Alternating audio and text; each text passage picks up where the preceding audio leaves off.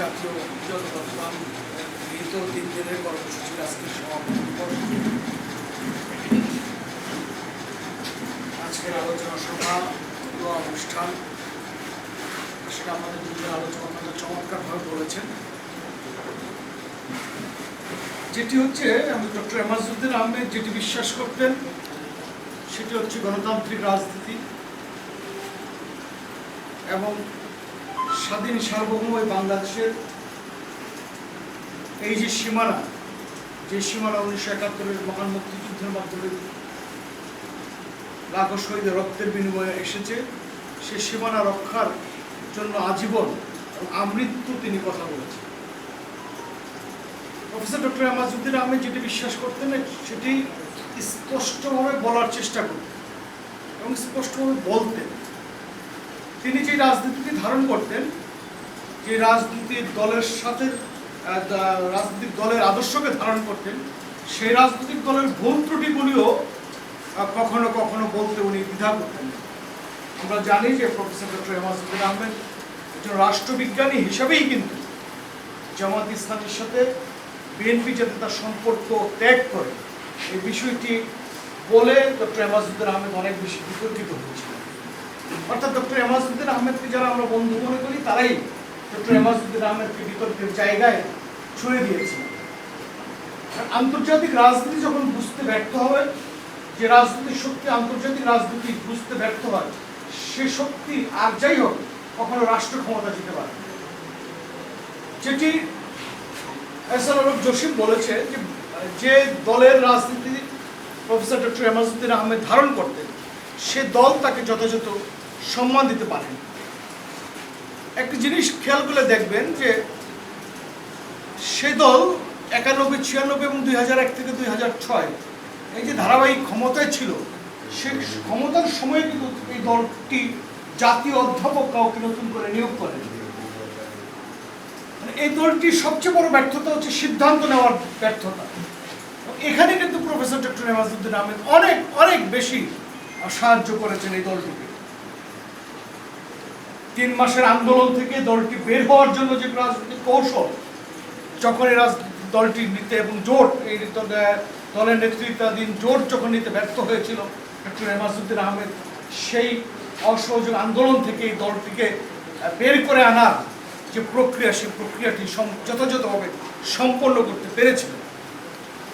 Professor doctor Emajuddin Ahmed 2001 সালে যখন BNP ক্ষমতা আসে, প্রফেসর ডক্টর এমাজউদ্দিন আহমেদকে প্রথমত একটি ব্যাংকের চেয়ারম্যান নিযুক্ত করা হয়েছিল।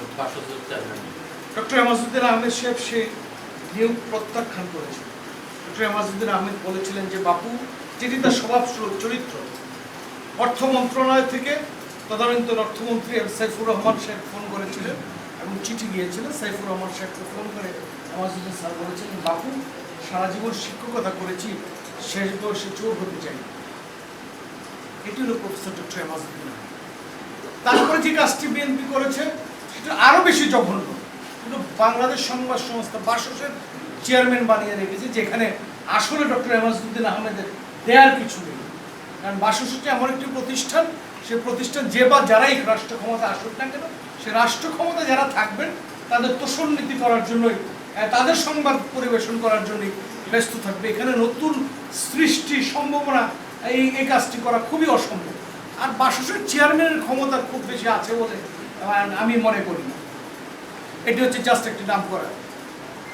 ডক্টর এমাজউদ্দিন আহমেদের চেয়ে অযোগ্য লোক দেশের রাষ্ট্রপতি হয়েছেন এবং যিনি সত্যিকার অর্থে তার অবস্থান গ্রহণ করতে পারেননি, এবং পারেননি বলেই আজকে ডক্টর এমাজউদ্দিন আহমেদের যে আদর্শ, সে আদর্শ অবহেলিত এবং সে আদর্শের যারা বাহক তারা নির্যাতিত, নিপীড়িত। আমি আরেকটি কথা বলতে চাই, ডক্টর এমাজউদ্দিন আহমেদ একটি রাজনৈতিক আদর্শ ধারণ করলেও কিন্তু ডক্টর এমাজউদ্দিন আহমেদ কিন্তু সকল শ্রেণী পেশার মানুষের কাছে অত্যন্ত সম্মানিত লোক ছিল। আমি বিশেষ করে ডক্টর এমাজউদ্দিন আহমেদের সাথে কাজ করার সুযোগ হয়েছে আমার বহুবার। সেটি হচ্ছে আগ্রাসন প্রতিরোধ জাতীয় কমিটি, ইরাকে মার্কিন আগ্রাসনের প্রতিবাদে যে জাতীয় কমিটি হয়েছিল, সেখানে আমার কাজ করার সুযোগ হয়েছে। ভারতীয় নদী আগ্রাসন প্রতিরোধ জাতীয় কমিটির সাথে কাজ করার সুযোগ হয়েছে। প্রফেসর ডক্টর এমাজউদ্দিন আহমেদকে ইসলামপন্থীরা যেমন সম্মান করতেন, একইভাবে আমি বলবো যে কমিউনিস্টরাও যথাযথভাবে সম্মান করেছে। ডক্টর এমাজউদ্দিন আহমেদকে চরমনায় পীর সাহেবের দল যেভাবে সম্মান করতেন, ঠিক একইভাবে বঙ্গবীর কাদের সিদ্দিকী বীরুত্তমের দলও একইভাবে সম্মান করতেন।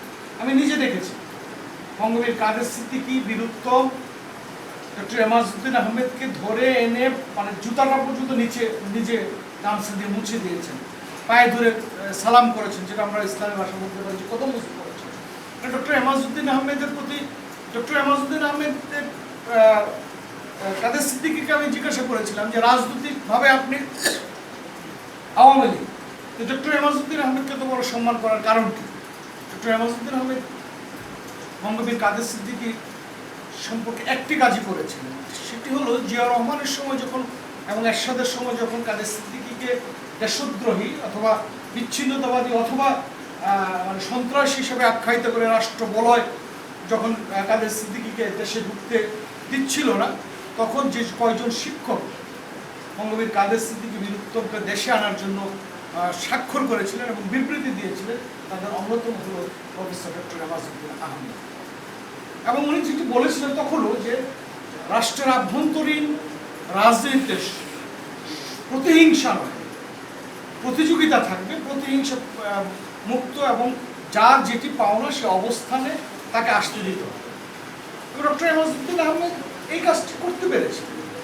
ডক্টর এমাজউদ্দিন আহমেদ ইসলামপন্থীদের মাঝে যে যেমনভাবে কথা বলেছেন, আমার মনে হয় যে কমিউনিস্ট পার্টিগুলি তো ঠিক একইভাবে কথা বলেছেন। অর্থাৎ ডক্টর এমাজউদ্দিন আহমেদ যেটি মনে করতেন মানবতার মুক্তি, মানুষের মুক্তি, শ্রমজীবী মানুষের মুক্তি, গণতন্ত্রের মুক্তি, এই জন্যই ডক্টর এমাজউদ্দিন আহমেদ সারা জীবন কাজ করার চেষ্টা করেছে। আমরা করোনাকালীন সময় হয়তো আমরাও আমি বলে মনে করি যে রাজনীতি ডক্টর এমাজউদ্দিন আহমেদ বিশ্বাস করতেন। আমরা সেই রাজনীতিক যারা ধারণ করি তারাও শুধু সরকারের একতরফা দোষ দিয়ে আমি দেখতে চাই না, তারাও আমরা যথাযথভাবে প্রফেসর ডক্টর এমাজউদ্দিন আহমেদকে সম্মান জানাতে পারিনি, সম্মানিতভাবে বিদায়ও করতে পারিনি। এটি একটি হচ্ছে করোনা দুঃসময়, আরেকটি হচ্ছে যে বাংলাদেশের রাজনীতিতে এটি একটি ভয়াবহ সমস্যা যে আপনি যত ভালো লোকই হন, আপনি যদি আমার পক্ষে না থাকেন তাহলে মানে আমি রাষ্ট্র ক্ষমতা থাকলে আপনাকে আর সম্মান করবো না। এটি হলো স্বাভাবিক রাজনৈতিক প্রক্রিয়া। ডক্টর এমাজউদ্দিন আহমেদের জন্য আপনারা সম্মান চান, যারা এখন বলেছেন যে সরকার, রাষ্ট্রপতি কিংবা প্রধানমন্ত্রী ব্যর্থ হয়েছে। আমরা যদি প্রশ্ন করি যে ডক্টর আনিসুজ্জামান সাহেব যখন মারা গেছে আপনাদের কি আচরণটা ছিল? আপনাদের আচরণ একচেয়ে ভয়াবহ ছিল। সুতরাং এই যে প্রতিহিংসার যে রাজনীতি, এই প্রতিহিংসার রাজনীতির কারণে আজকে professor doctor Emajuddin Ahmed, professor Talukder Moniruzzaman Miah, professor Anisuzzaman, এই সকল জাতির যারা অভিভাবক, যারা মেধাভিত্তিক সমাজ, সেটি আমার ধর্মীয় বিরুদ্ধও হতে পারে। আমার বক্তব্য যে একজন নাস্তিকও যদি মারা যায় কিন্তু রাষ্ট্র এবং সমাজের জন্য শিক্ষা কাজটি করবো, এটি আমার দেখার বিষয়। কিন্তু আমাদের সমাজে যেটি সমস্যা সেটি হলো যে কারো ভালো কাজটি আমরা দেখতে চাই না, সে আমার পক্ষে কিনা। আমার পক্ষে থাকলে খারাপ লোকও ভালো লোক, আবার আমার বিপক্ষে থাকলে ভালো লোকও খারাপ লোক।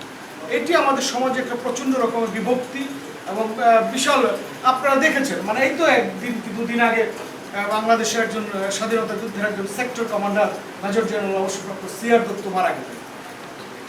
মেজর জেনারেল সিআর দত্ত রাজনৈতিকভাবে কিংবা ধর্মগতভাবে কোনোভাবেই আমাদের পক্ষে লোক, কিন্তু বাংলাদেশের স্বাধীনতার জন্য, মুক্তিযুদ্ধের জন্য মেজর জেনারেল সিআর দত্ত যে অবদান, সেই অবদানকে আপনারা রাখতে পেরেছেন, সেই অবদান কি আমাদের আছে? অন্তত এই কথাটি চিন্তা করে একজন মুক্তিযোদ্ধা হিসাবে, একজন সেক্টর কমান্ডার হিসাবে কি আমরা আমাদের জায়গা থেকে, অর্থাৎ আওয়ামী বিরোধী যে শিবির আমরা বলি, সে শিবিরের পক্ষ থেকে সিআর দত্তর জন্য কোনো শোক প্রস্তাব গ্রহণ করা হয়েছে বা শোক বার্তা পাঠানো হয়েছে? হয়নি। এই যে রাজনীতি, আপনি একটা সেক্টর কমান্ডারকেও মানে সমাজ থেকে বের করে দিতে চান, যার ফলশ্রুতিতে কি হয়েছে? যার ফলশ্রুতিতে হয়েছে যে রাজনীতি ধারণ করতেন শহীদ প্রেসিডেন্ট জিয়া রহমান, সে রাজনীতি আজকে বিতর্কিত হয়ে যাচ্ছে। এবং শহীদ প্রেসিডেন্টকে জিয়া রহমানও এই যে পরবর্তী যে রাজনৈতিক প্রতিহিংসা, সেই প্রতিহিংসার কারণে শহীদ প্রেসিডেন্ট জিয়া রহমানেরও রাজনৈতিক বিতর্কের মধ্যে জড়িয়ে পড়ছে। এই জায়গাটি থেকে আমার মনে হয় যে আমাদের বের হয়ে আসতে হবে। এখানে কে কোন দল করলো, কে কোন মতবাদে বিশ্বাস করলো, কে পরিপূর্ণ মুসলমান, কে শিয়া, কে সুন্নি, এই জায়গাটি যদি আমরা বের হতে না পারি।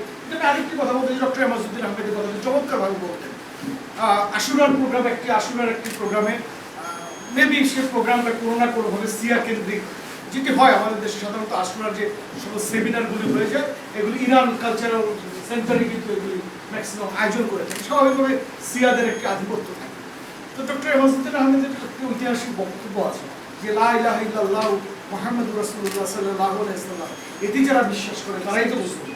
এখানে আমরা কে দাঁড়ায় মিলাদ করলাম, কে বৈশা মিলাদ করলাম, এই ফেকরাগতভাবে যখন আমরা বিভক্তি হয়ে যাই, যখন ইসরায়েল ফিলিস্তিনিতে বোম মারে তখন কি যে দাঁড়ায় মিলাদ করে সে বেঁচে যায়, যে বৈশা মিলাদ করে সে মারা যায়? বিষয়টা তো এমন না। বিষয়টা হচ্ছে যে দাড়ি এবং টুপি এবং যে লা ইলাহা ইল্লাল্লাহ মুহাম্মাদুর রাসূলুল্লাহ তাকে আঘাত করা হয়, সে সুন্নি, সে ওহাবি, নাকি আরও যে মতবাদের বিষয়গুলি আছে, এই জায়গাটিতে মনে হয় যে আমাদের ডক্টর এমাজউদ্দিন আহমেদ অনেক বেশি কাজ করতে পারতেন এই সময়টা থাকতে।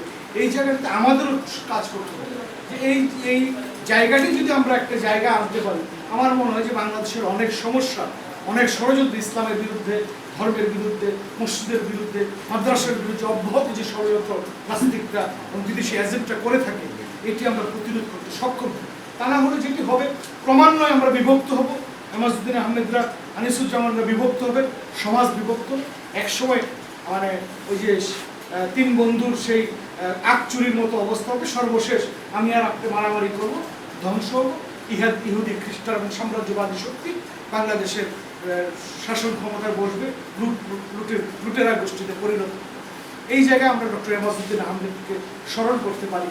এই যে একটি ঐতিহাসিক ওই গণতন্ত্রের শত্রু মিত্র, এটি আমার জন্য শুধু না, এটি আপনারা যারা মাদ্রাসা পড়েন তাদের জন্য দরকার। অর্থাৎ আমাদের দেশে আরেকটি সমস্যা হচ্ছে যে আমরা যারা আধুনিক শিক্ষিত আমাদের সাথে ইসলামের সম্পর্ক নেই, আবার আপনারা যারা মাদ্রাসার শিক্ষা শিক্ষিত তাদের সাথে আধুনিকতার সম্পর্ক নেই। এই দুটিকেও এক জায়গায় আনতে হবে। আর আপনি রাষ্ট্র ক্ষমতা যেতে চান, রাষ্ট্র ক্ষমতা গেলে তো একজন ইংরেজি শিক্ষিত লোককে, আমি আর কি ছোট্ট গল্প বলে শেষ করব।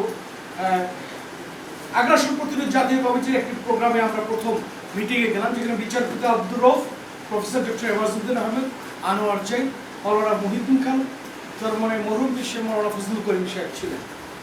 আমাদের সাথে যিনি গিয়েছিলেন উনি যে পরিপূর্ণভাবেই নাস্তিক ছিলেন, পরিপূর্ণভাবে নাস্তিক ছিলেন। আমার বড় ভাই, উনি আজকে দুনিয়াতে নাই। তো আমাদের যেটা সমস্যা, আমাদের অনেক আলেম ওলামা নাউজুবিল্লাহ, ওনার সাথে বসা যাবে না, এসেট্রা এসেট্রা, এরকম একটা অবস্থা তৈরি করে মাওলানা মহিউদ্দিন খান সাহেব চমৎকার বললেন যে ভাই, উনিও ভারতের আগ্রাসনের বিরুদ্ধে লড়াই করতে চায়, আমার লড়াইটাও ভারতের আগ্রাসনের বিরুদ্ধে।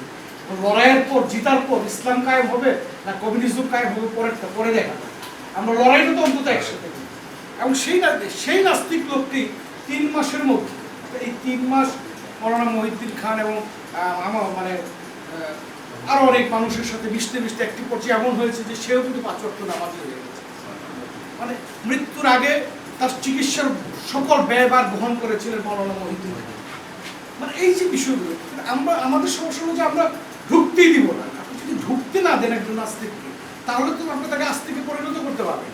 তো এই জায়গাটি প্রফেসর ডক্টর এমাজউদ্দিন আহমেদ আমাদের পথ দেখিয়ে গেছে যে সংঘাত নয়, সংঘর্ষ নয়, বরং টেবিলে বসো, আলোচনার মধ্যে। আপনার সবাই জানে যে এই নির্বাচনের আগেও, গত যে নির্বাচন চলে গেল, সেই নির্বাচনের আগেও কিন্তু এই জাতীয় ঐক্য ফ্রন্ট গঠনের বহু পূর্বে প্রফেসর ডক্টর এমাজউদ্দিন আহমেদ বলেছেন সংলাপ এবং সংলাপের মধ্য দিয়ে সমস্যার সমাধান সম্ভব।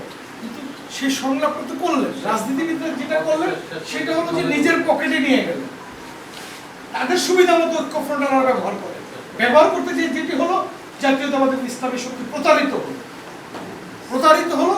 এবং আজকে আমরা মনে করি যে আজকের যে রাজনৈতিক সংকট, যে নতুন সংকট সামনে তৈরি হচ্ছে, সেই সংকটে জাতীয়তাবাদী ধর্মীয় মূল্যবোধের শক্তিকে আরও কত বেশি মাসুল দিতে হবে, এটি আল্লাহ রাব্বুল ইজ্জত আলামিন ভালো জানেন। আমরা প্রফেসর ডক্টর এমাজউদ্দিন আহমেদের অমর স্মৃতির প্রতি গভীরতম শ্রদ্ধা নিবেদন করে সর্বশেষ অলিদ আছে, এবং আমি ইঞ্জিনিয়ার দেওয়ান মানিক শেখকেও অনুরোধ করবো যে আমরাও 2-1 সাথে কথা বলেছি।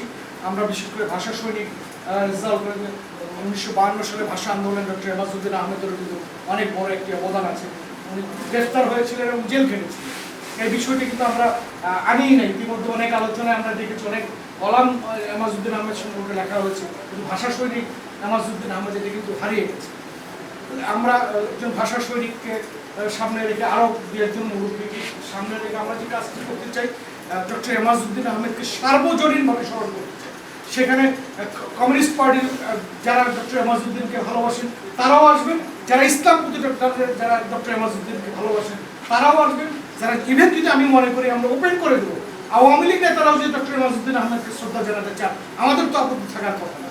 আমরা সেই কাজটি করে ডক্টর এমাজউদ্দিন আহমেদের একটি জাতীয় স্মরণ কমিটি করি এবং যেটি বলা হয়েছে অন্তত ডক্টর এমাজউদ্দিন আহমেদের একটি বড় স্মারক গ্রন্থ যদি আমরা প্রকাশনার জন্য 1-1.5 বছর 2 বছরের একটা টার্গেট দেয় সেটি অন্য বিষয়। ওই স্মরণ মানে ওই জাতীয় কমিটির স্মরণ সভাকে কেন্দ্র করে অন্তত মাঝারি একটা স্মারক গ্রন্থ প্রকাশ করার চেষ্টা যদি আপনারা করেন সেটি হবে প্রফেসর ডক্টর এমাজউদ্দিন আহমেদকে যথাযথভাবে সম্মান করা এবং আগামী প্রজন্মের কাছে তুলে দেওয়া, এটি হবে সর্বোৎকৃষ্ট পন্থা। এই কথাগুলি বলে আপনাদের সকলকে ধন্যবাদ জানিয়ে প্রফেসর ডক্টর এমাজউদ্দিন আহমেদের রুহের মাগফিরাত কামনা করে শেষ করছি। আসসালামু আলাইকুম।